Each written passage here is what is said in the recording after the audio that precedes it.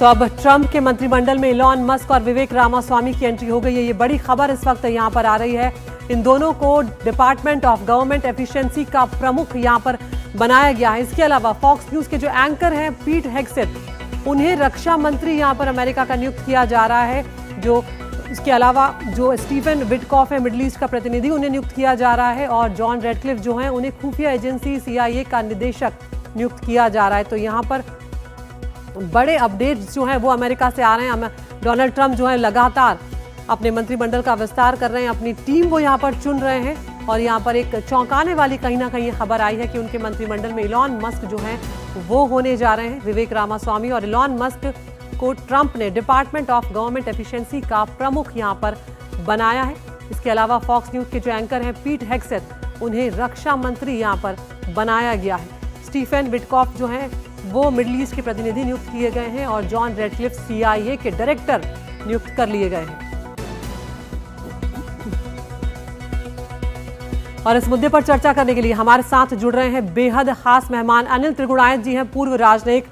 अनिल जी, अपने आप पे बहुत बड़ी बात है क्योंकि हम देख रहे हैं कि किस तरह से इलॉन मस्क लगातार जो है वो यहाँ पर ट्रंप के लिए फील्डिंग करते हुए नजर आ रहे थे, उनके लिए लगातार प्रचार कर रहे थे और एक बड़े स्तर पर फंडिंग भी की थी। अब उन्हें मंत्रिमंडल में शामिल किया जाना किस तरह से देखते हैं आप?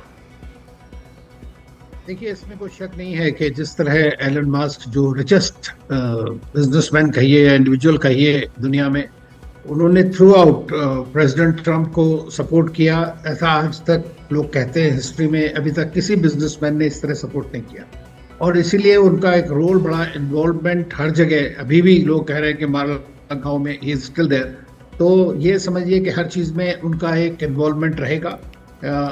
कल जब उनको ट्रंप ने अपॉइंट किया है नए डिपार्टमेंट के लिए, जिसमें पूरा उनका एफिशिएंसी जिसको बोलते हैं गवर्नमेंट एफिशिएंसी डिपार्टमेंट बनाया, जिसमें वो एक नई रिकमेंडेशंस देंगे कि किस तरह से जो गवर्नमेंट फैट है, ब्यूरोक्रेसी है, वेस्टफुल एक्सपेंडिचर है, उसको कैसे ख़त्म किया जाए। मस्क ने एक बार ये भी कहा था कि $2 ट्रिलियन तक की सेविंग, माने 1/3 जो है गवर्नमेंट एक्सपेंसेस हैं उसको वो कम कर सकते हैं।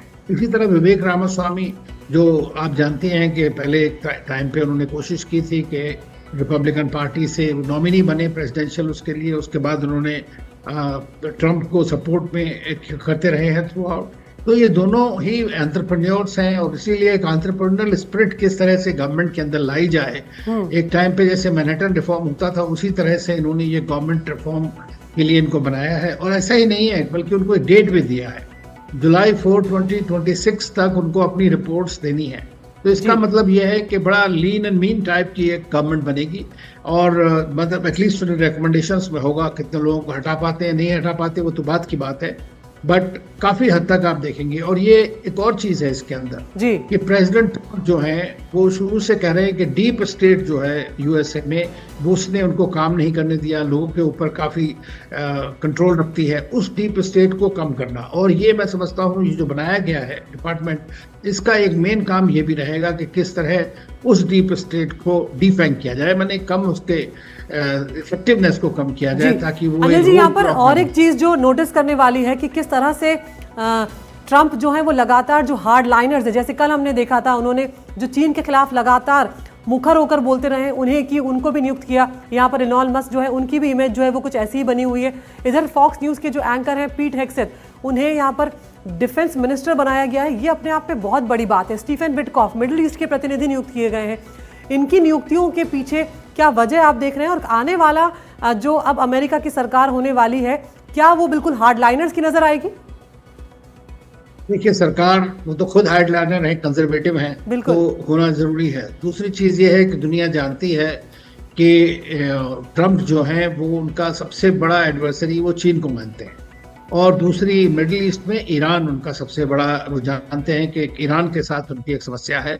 और इसलिए जिन लोगों को अभी जैसे जो है नए एम्बेसडर को भी इन्होंने नियुक्त किया है इसराइल के लिए अपॉइंट करने के लिए, या जो माइक वॉल्स हैं, उन सबको जो जानते हैं कि चीन या मिडिल ईस्ट में ईरान, इन दोनों को रखते हुए तो मैं नहीं समझता कि इन दोनों जगह कोई भी किसी तरह का आपको लेटअप देखने मिलेगा, बल्कि ज़्यादा प्रेशर बनता रहेगा।